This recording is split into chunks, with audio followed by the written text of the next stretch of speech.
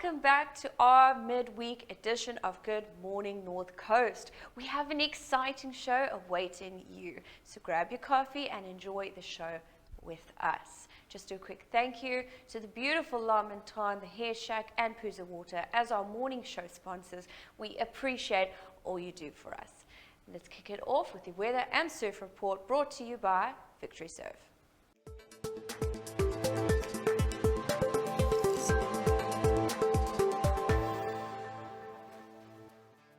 Good morning and welcome to your weather for today, brought to you by Victory Surf. Today will be pleasant with plenty of sun with a high of 25 degrees and a low of 14 degrees. The real fuel will be 26 degrees and the real fuel shade 24 degrees. We have an east-northeasterly wind at 7 kilometers per hour and a wind gust at 22 kilometers per hour. Also, 0% chance of showers today. The sunrise will be at 10 to 7 a.m. and the sunset at 13 past 5 p.m. Joburg, mostly cloudy with a high of 18 degrees and a low of 6 degrees. Pretoria, mostly cloudy with a high of 19 degrees and a low of 7 degrees. And then Cape Town, low clouds with a high of 16 degrees and a low of 13 degrees. Next up will be your surf report brought to you by Deon Bosman. Tailor-made in the fashion of today.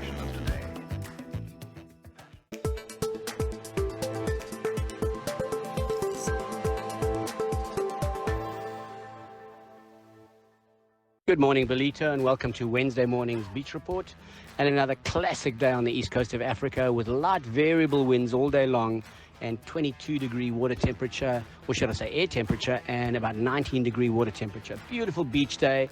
Low tide around 9:30, 10 this morning, so outgoing tide for most of the morning while the conditions are really, really good. And a solid swell, a good 4 or 5 feet on the main beach. If you're still in the Ballito area, enjoy it. It's really, really good surf again today. And if you're on holiday, enjoy your holiday day. It's a cracker.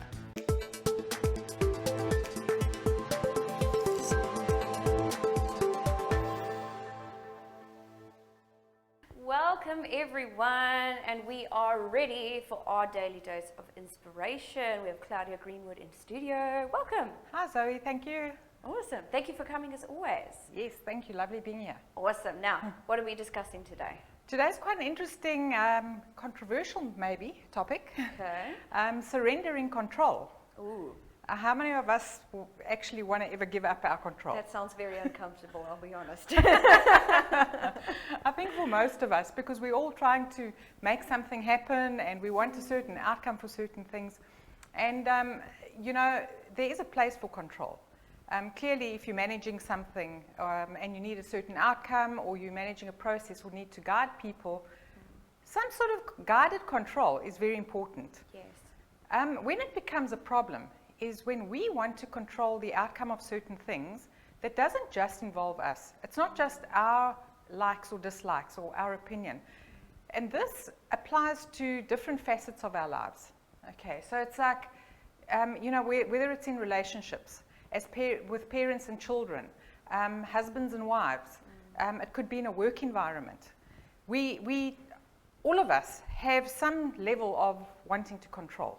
You know, we've got an idea of how certain things should go, what we like, what we don't like, and that's generally how we operate, because that's our reality. That's where we come from, and that's what we understand. Where it can go pear-shaped is that the outcome doesn't always go according to our plan. And Zoe, you'll know what it's like. I mean, we put our minds to something. We expect things to work out a certain way. We expect people or children or partners or employees to do something in a certain way. And then suddenly it's like, no, they're not doing that. So how does this work, you know? And we get let down, we're frustrated because we built up that expectation and then it just doesn't work out that way. Yeah. So the whole thing is like, how do we manage through this? Because it's, I'm sure you know, I mean, it's difficult to let go, you know. It is. So where we can actually turn this and empower ourselves in the situation is look at exploring the opportunity of conversation with people. Because in wanting to control things our way only, we're actually limiting ourselves. Yes. We're looking at a situation only from our perspective, from our understanding, from the knowledge that we have. and we're potentially actually falling short from having contribution from the other person or people. So rather, what I would suggest is have that chat with the person and say, okay, like, you know, you wanted to do that, or how do you see this? You know, how can we work this out? Or what is your opinion on this? And often what we fall short of as well is we don't communicate our expectations.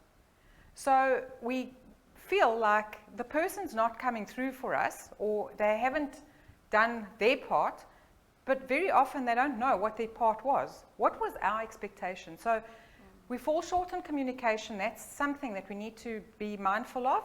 Open up that opportunity to communicate. Allow that space, you know, and encourage conversation. But wanting to control and expecting the outcome to go your way all the time is only going to let you down.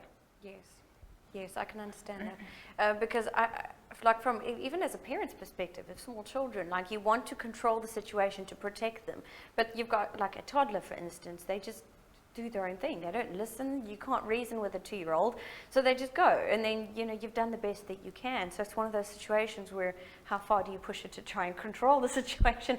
And at what point are you just going, okay, if he's going to make a mess, he's going to make a mess. You know, yes, well, that's a valid point. And the thing is, we do have a responsibility to guide a situation. So obviously in that sense, I mean, it's not even something that I need to say, but obviously if they're in danger, you're not going to allow them to go that far. But if it's a case of, you know what, you're messing up with the toys, making a bit of a mess, is it really like the end of the world that you've got to stress yourself out over it? Yes, exactly. Because that stress passes on to the child as well. So the encouragement here is surrender control where you can, but open up that communication. Sometimes you're trying to control things that could actually be better done in a different way, or if they are understood in a different way. And I think that there's just so much opportunity to just expand ourselves and our thinking and, you know, just the experience that we have in life when we interact with other people. Yes. Of course, if we get stuck within ourselves and, you know, I'm trying to control myself, I can't do these things, and all of that kind of stuff, then it becomes a deeper personal thing. It's how much can I do? What is within my power to actually do in this particular situation? Sometimes you have to go a deeper route, and that's the spiritual route, where you actually connect with your higher power and listen to the voice, listen to the message that you're getting. And sometimes we need to surrender control there. It's like, you know, what can you do? You can't control everything, unfortunately. Yes. Although we think we can. We wish we could, that's the problem. But I like what you said about communication though, because very often if we're only looking at it from our own perspective, we're setting such unrealistic expectations and then so disappointed when we get let down. Whereas if that communication is open and discussed, we can all understand each other better, and we're likely to end up coming out with a better outcome, I suppose. Absolutely, yeah. Because otherwise there's so much assumption in that, if we don't chat through something. Yes. You know, if I'm assuming that you're going to react in that way because that's how I would, well, it's not going to happen. We're different people. Yes. With different outlooks on life. And it doesn't mean that either of us are terribly wrong. Maybe we can grow from that and expand. And I think there's a great opportunity for us all to just enjoy life more by letting go a bit. Yes, well, we can't control other people's reactions, can we? Which is always hard. But as you said, when we surrender to these kinds of situations, it saves a lot of stress, I suppose, which is good because we don't need to stress ourselves in this day and age any more than necessary. Absolutely. Spot on, Zoe. Glad I'm getting it. Phenomenal. Thank you so much, as always, for bringing your wisdom here to us on GMNC. Right, guys, well, you heard it. I will see you right after this ad break.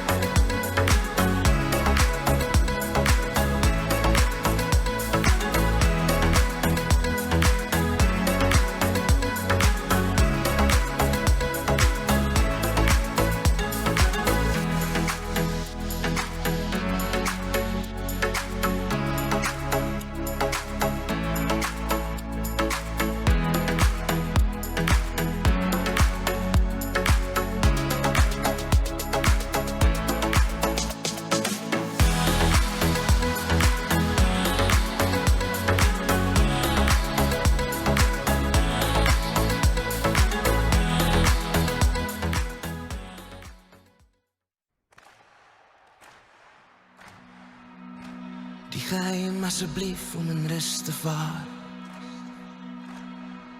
En as ek slaap het my koors my ingehaal. Want my hart het alweer in die kloof verdwaal. Alweer in die kloof verdwaal. Alweer in die kloof verdwaal. Laat rus my op haar skoot. Sy is die laaste trein weer. Honestly, I'm just blown away by how good this Springbok side is. O my bliksem, ek gaan dood. As ek alleen hierdie trein moet stoot. You can achieve greatness once, but to achieve it consistently, it's all credit to the Springboks. Genees my, ek het sonde. Maak my gezond van al my wonde. Against the Springboks. The games, they live up to the hype. O my liefling, ek is dood. As ek alleen hierdie pad moet loop. Ek dink jy is lief genoeg om 'n greep aan my gees te kry. Oh, net jou hand in my hand. Want jou hand is koud. Almal sê jou koue hande is warm liefde vir my. En ek dink ek besef dit. Wat doen jou koue hande aan my? En ek dink ek besef dit. Wat doen jou koue hande aan my?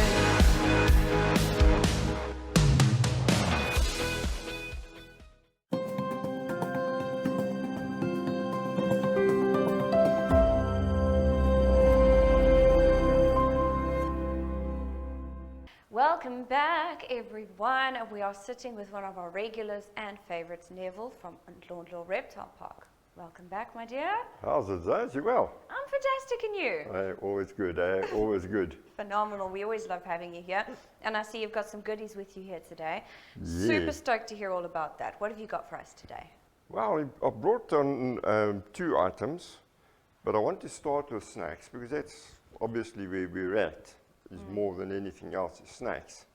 And because I spoke a while back, I think it was 2 weeks ago, about dentistry, where snakes shed fangs with the skin, venomous snakes, venom fangs. Yes. All right, they're not teeth. And so I brought this shedding along to just explain to everybody how this whole process takes place. Okay. And it's quite intricate, really. When you look at this shedding, you don't realize it, but it's actually inside out.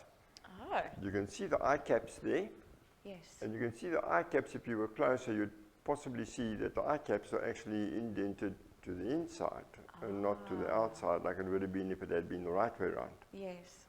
So what happens in the shedding process is that the snake would rub the top jaw on an object and lift this top jaw up.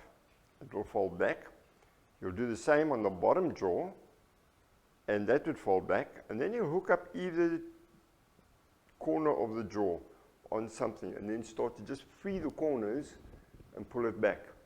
And once it's hooked up, it just continues to go straight in a linear fashion, going straight.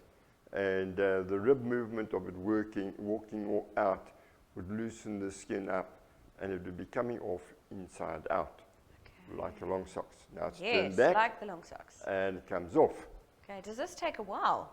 It does take a while sometimes. Sometimes it happens very quickly. Okay. I suppose it all depends on temperatures, energy levels, and stuff like that. And does the snake really feel like he needs to shed quickly, or can he take his time? Take his time. You know, I mean, I get home some days and it takes me a while to get out of my dirty clothes and get into the shower, you know. Yeah. Other days I just can't wait because then I'm full of snake poo and all sorts of stuff, and you really want to get out of those clothes. Yes, I'm with you there. So there's a lot of motivation. But once a snake's shed and the skin is lying in your garden like this, now you come across it. And most people would immediately head off in that direction looking for the snake that shed the skin, left the skin behind. Yeah. And in the meantime, he's actually gone that way Wow. and not this way. That's insane. And so, because it's come off inside out. Yeah. So the tail is the last thing to leave the body, Yes. which means the body It's certainly going went that way. Yes, that Absolutely. makes sense now that you tell me. Yeah. And then to make this shedding process easier, the snake's got another trick up his sleeve. He produces a waxy fluid that acts as a release agent. And this is released in between the old skin and the new skin. Okay. And normally in the process at that point, the eyes would go a milky blue color. And it's a term that we snake people use, saying the snake is in the blue. When this clears up, that is when he's ready to shed. 2-3 days after that, after it clears, the whole process has happened, the release has happened, Yes. and the snake is now ready to shed, so it will then crawl out of the skin. Process done and dusted. Okay. And the fangs are not shed during this period. Okay. The fangs are shed as it takes either the next meal or the meal before it actually sheds. Okay. Then the redundant fang will remain in the prey item and it will be swallowed with the prey item. Okay. And although its digestive system will digest the prey item's teeth and hooves and beaks and everything, the fang will come out intact. Oh. It's unaffected by the digestive process. Okay. We've got a bucket full of fangs at the park that we find in the cages when we clean. Wow. And That's very so interesting. we've got quite a lot of them. Yeah, so that's basically snakes. Yeah, to ease the shedding as well. You know, the need to shed is simply because the outer skin the old skin becomes too tight. So to ease that, it needs to get rid of the skin. But if you looked at the shedding, you'll see that there's quite a bit of skin between the scales. Yes. When you look at the snake, there's no space between the scales. So this skin is actually folded under the lip of each scale. Okay. And then as it comes off, the skin would stretch Okay. and Allows some wiggle room. that would help a very tight skin to come off a bigger body. Yes. And That that's makes sense. how that one works. That makes perfect But yeah, sense. that's a snake. Now I did bring a shedding from a spider, a Now, tarantula. This gave everybody in the studio quite the creeps. Yes. Because it looks alive. It It looks, looks alive. It has started disintegrating to a degree. So the top shell that was attached to this has actually come off. okay. But it's here. And Goodness. I don't know how focused that camera is, but if you look sort of just above my pointer there, are two fangs still stuck to the shedding. Sure. So when the spider sheds, it breaks the top section off, it flips on its back, and then it retracts its legs out of the shell, kicks that off, and clambers away. Is this a faster process then? Yes, it is faster. Okay. And then, should this tarantula have lost a leg or a pedipalp or something prior to this, when it climbs out of this shell, it's replaced. Oh, wow. It's back to 8. Oh, that's So it incredible. entered the process with 6 or 7, and it comes out with 8. That's insane. That is very smart. It is very smart. Now, I've been fooling around and taking some tarantula blood and injecting myself, but yeah, nothing's happening. I think I've just got to perfect this molting process. Is it not quite working, Neville? And then I've got it, yeah. And then I'm sure I'll be back to normal again, you know? Oh, we can only hope. Oh, I love it. It's super duper creepy, and I'm glad it's over there and being put back into its container. Yeah. I've gotten used to the snakes and stuff that you bring in here, but even if it's just the skin, it's creepy. Well, that concludes this interview. Thank you so much, Neville, for coming in. As always, this is so exciting having you bring your goodies in, and it's always so educational, so exciting. We are so excited to have you back again soon. And you all heard it. Get down to Ndlondlo Reptile Park at Sugar Rush, and we will be right with you after this ad break.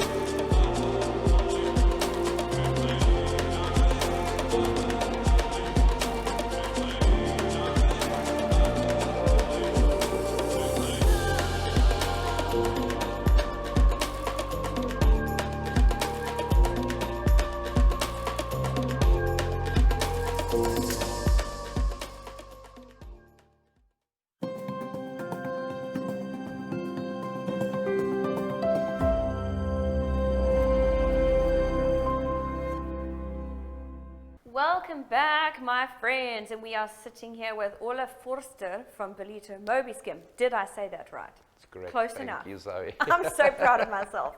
Welcome to the studio, my dear. Thank you for having me here. Of course, always happy to have you. Now tell me, Ballito Mobi Skim, tell me about that first. What is it? What do you do? We resurface brake discs on vehicles.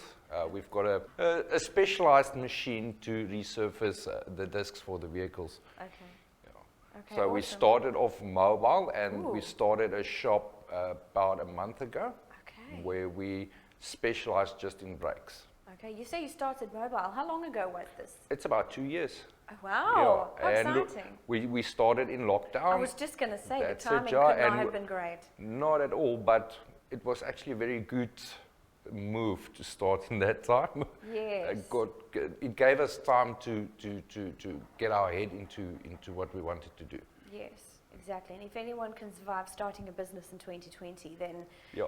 everything else should be easier. That's it, yeah. I applaud you for that effort. That's Thank incredible. you. And, Now yeah, tell- and about a month ago we started with the brake center. Okay, I was actually just going to ask. So that's a relatively recent evolution, That's as it, it were. yeah.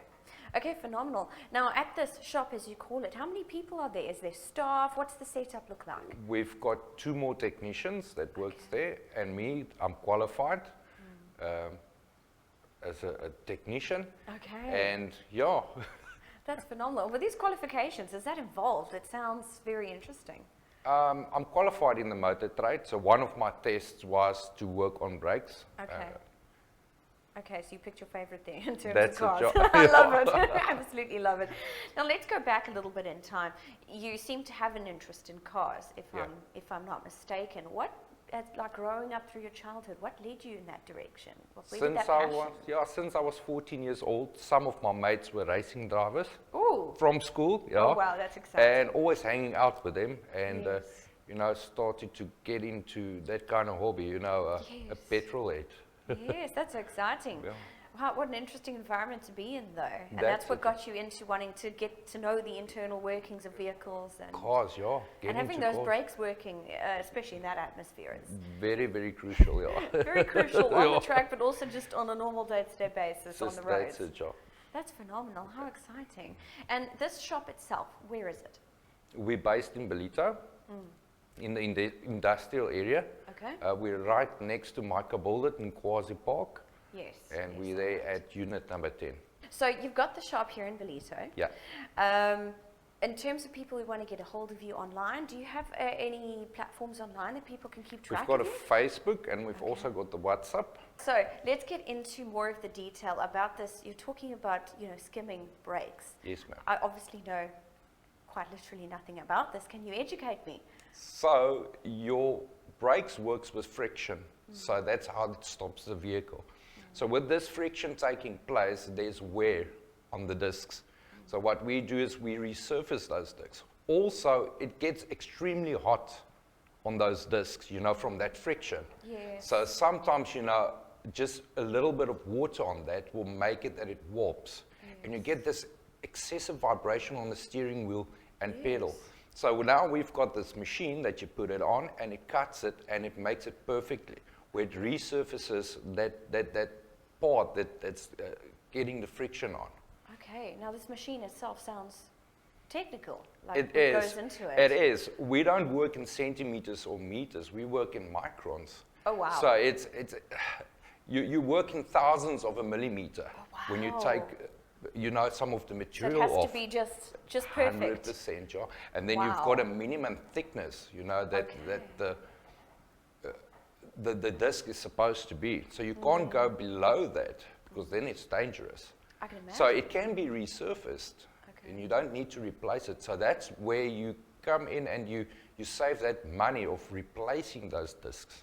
Yes, if you catch it early. Yeah, to catch it early. Okay, that's so Always get it interesting. checked. I mean, that's the most crucial part of your vehicle, is to stop. You check your oil and your tire pressure. We should be checking that at the same time. That's it as well, yeah. Okay, phenomenal.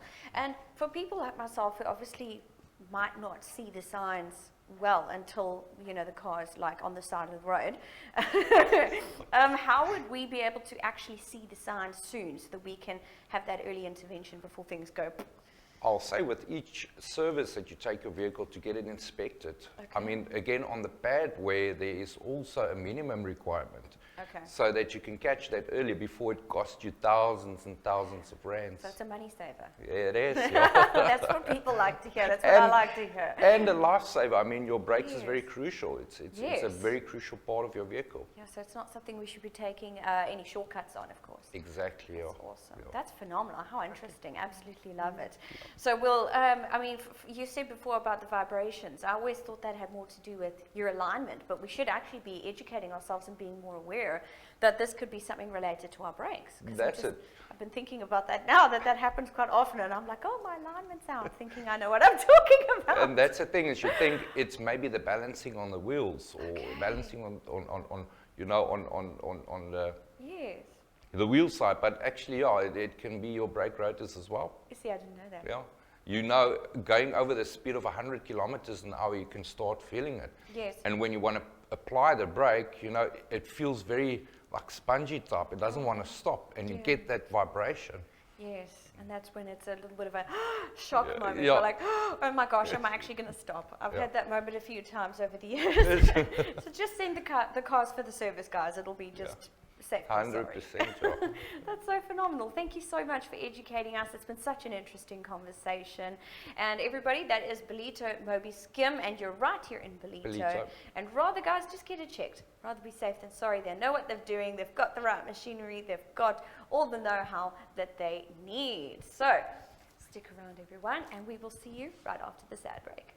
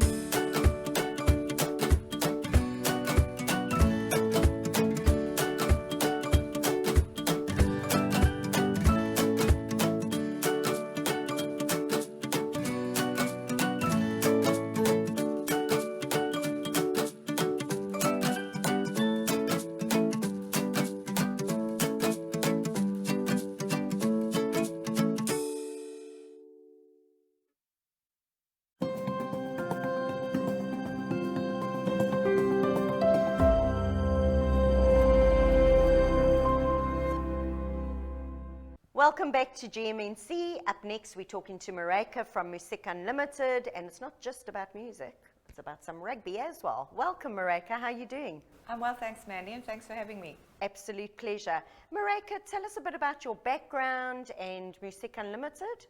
Well, funny story is I actually come from a creative background. I've done a lot of marketing and creative designing, but the last thing I did sort of in South Africa before moving to Australia was I did a face campaign with Book van Black for a client called Executeur. And what we basically did is we used him as a warrior, and he had 2 nurses with him, and we had a big osseva in the background, and the tagline was Cryo Ray with Della Ray. Brilliant. Yeah, so we became good friends. We moved over to Australia for 2 years, and Book phoned me up one day and he said, let's do a show in Australia. And I said to him, are you crazy? I don't know nothing about events and doing music shows and stuff. And he said, you can do it. So basically I went and I started doing events in Australia. We've had a tour in Australia, New Zealand. We've done Melbourne, Brisbane, Perth, and Sydney. And it was amazing. It was an awesome experience for me. And that just got me hooked on music, doing music events, one of my passions. When I came back to South Africa in 2008, he phoned me up again and said, let's do a golf tour. And we ended up doing a 21-day golf tour. We started in the Western Province, we went up to Namibia, and we came all the way down to Mozambique, where we ended on New Year's Eve.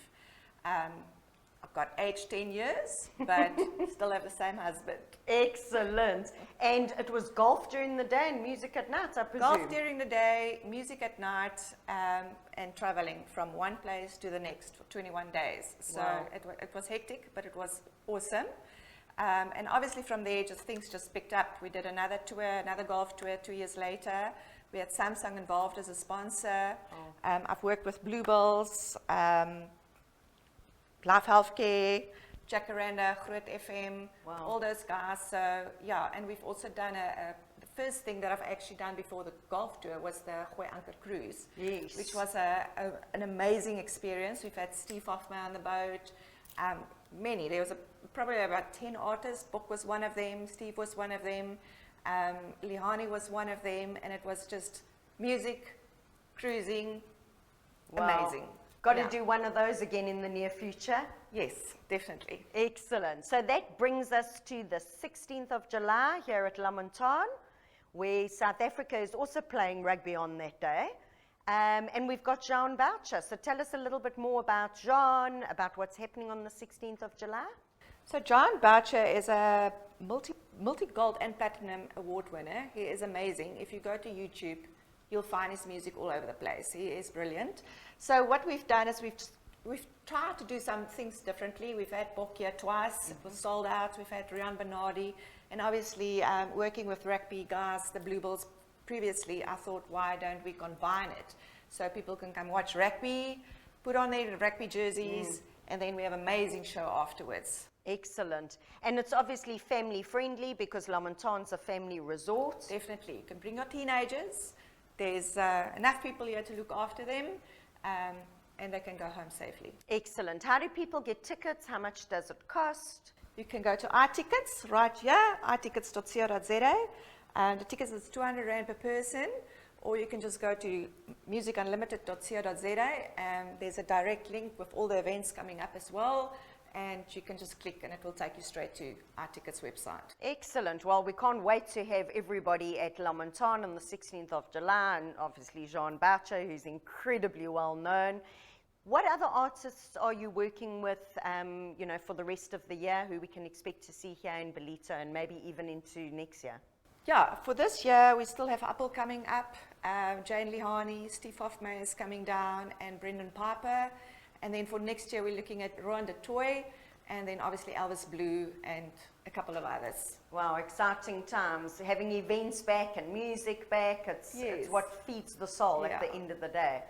Excellent. So how do people get hold of you if they want to chat to you directly? Is it your website is the best way? They can go to my website. My phone number is there. My email address is there.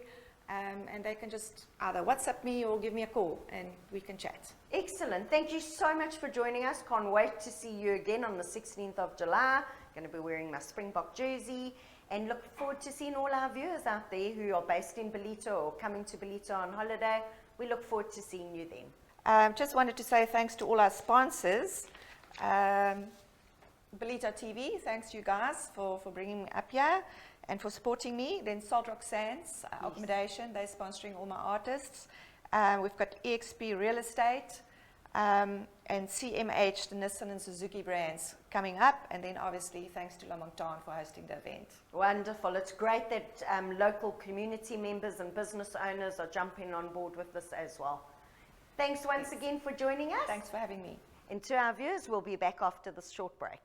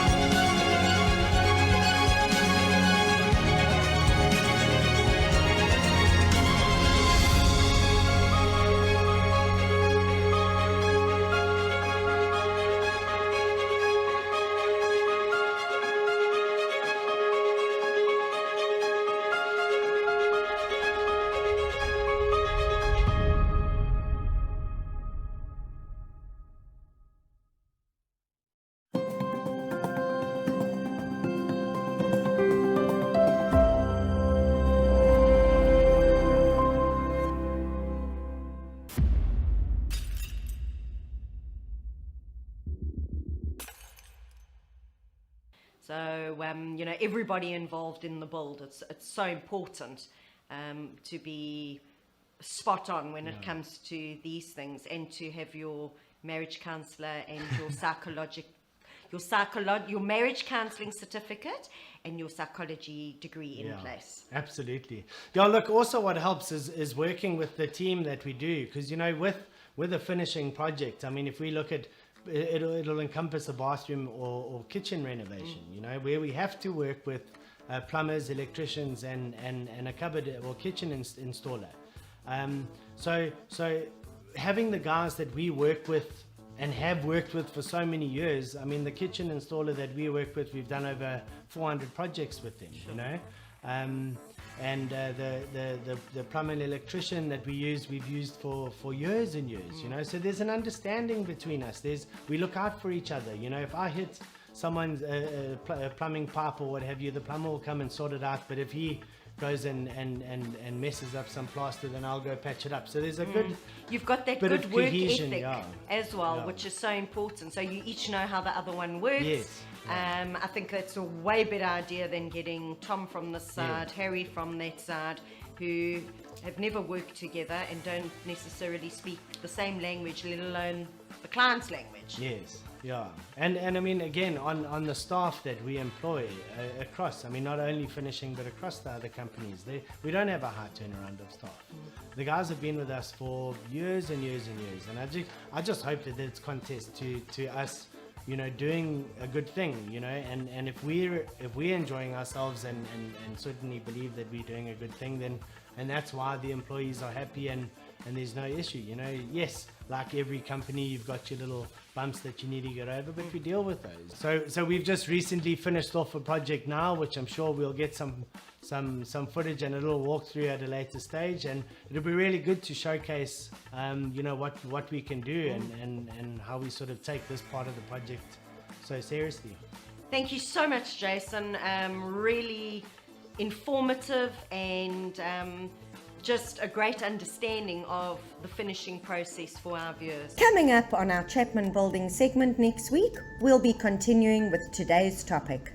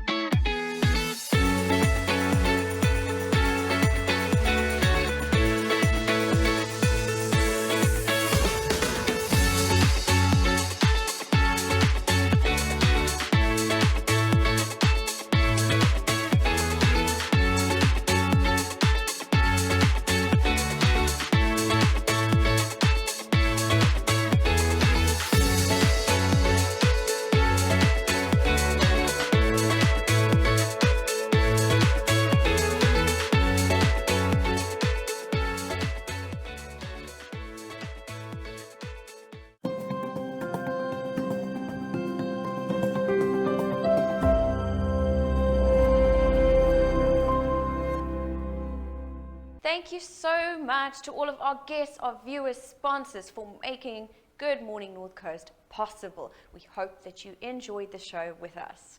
We will be closing the show on the music video showcasing Jan Blohm. Enjoy your weekend, and we will catch you right back here Friday morning, 6 a.m.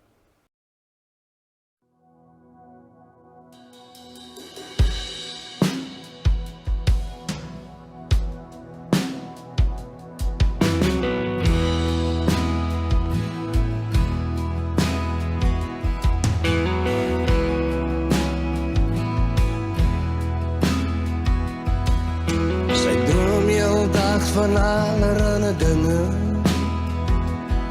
Ze draagt Levi jeans, maar die mooiste leven. Dat is wijsheid in haar lijf van mooi en haar zinnen.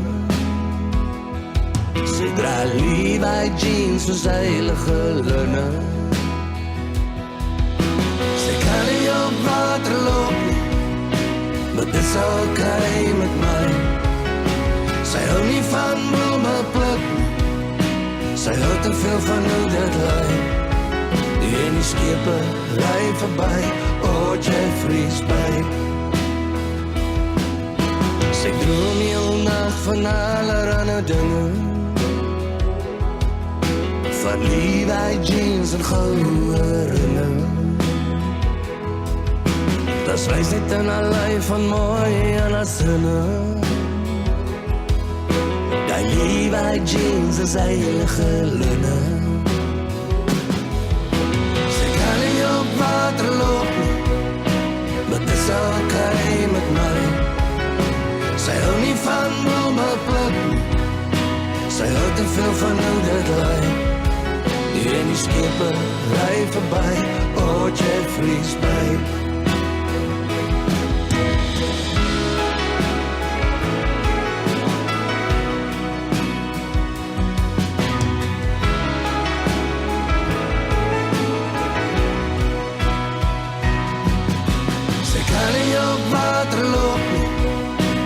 Het is oké met mij. Zij houdt niet van bloemen plukken. Zij houdt te veel van hoe dat lijkt. En die schepen rijden voorbij. Oh, Jeffrey's bij. Zij droom heel dag van allerlei dingen. Zij draagt Levi jeans met die mooiste lippen. Dat is wijsheid in haar lijf van mooi en haar zinnen. Ze draagt Levi jeans zoals heilige linnen. Ze kan niet op water lopen, maar het is oké met mij. Zij houdt niet van bloemen plukken. Zij houdt te veel van hoe dat lijkt. En die schepen rijden voorbij. Oh, Jeffrey's bij.